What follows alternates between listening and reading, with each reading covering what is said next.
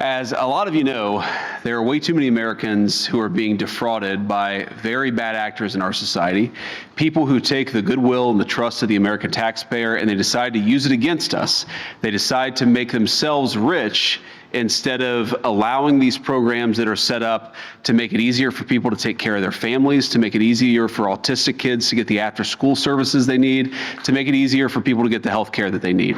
And we are going to start very aggressively in the administration cracking down on the people and the organizations that are defrauding Americans. So we're announcing today that we have decided to temporarily halt certain amounts of Medicaid funding that are going to the state of Minnesota in order to ensure that the state of Minnesota takes its obligations seriously to be good stewards of the American people's tax money. Now, what is this going to mean?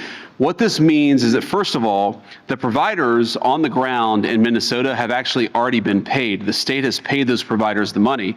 What we're doing is we are stopping the federal payments that will go to the state government until the state government takes its obligations seriously to stop the fraud that's being perpetrated against the American taxpayer. There are a few different ways that we're doing that. There are a few different affirmative actions that we're taking today. Dr. Oz is going to talk about those, but let me talk a little bit about the spirit of this and why we're doing it.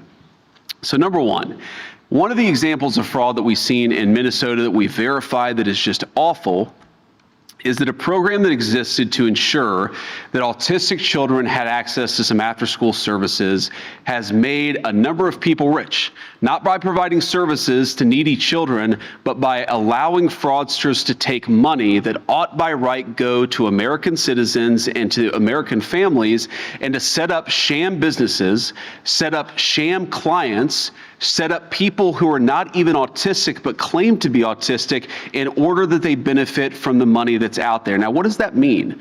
Number one, it means that a lot of people are getting rich off the generosity of American taxpayers, but more fundamentally and more importantly than that, it means that there are kids in Minnesota who deserve these services, who need these services, and they're not going to those kids, they're going to fraudsters in Minneapolis. That is unacceptable, and that's the sort of thing that we're cutting off with this action today.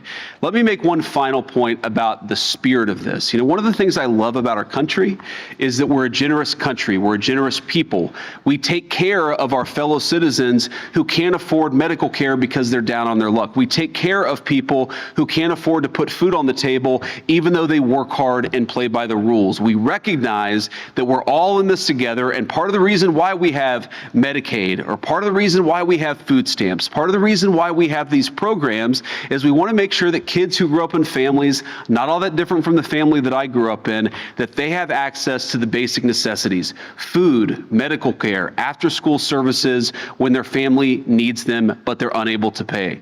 What's happening in Minneapolis, in California, in a number of states all across our country is that the generosity and the good hearts of our fellow Americans are being taken advantage of. We're taking that social contract that says that our American citizens, we take care of one another, and we're allowing a few bad actors to get rich off that generosity of spirit instead of providing the services to the kids who need it. This is disgraceful.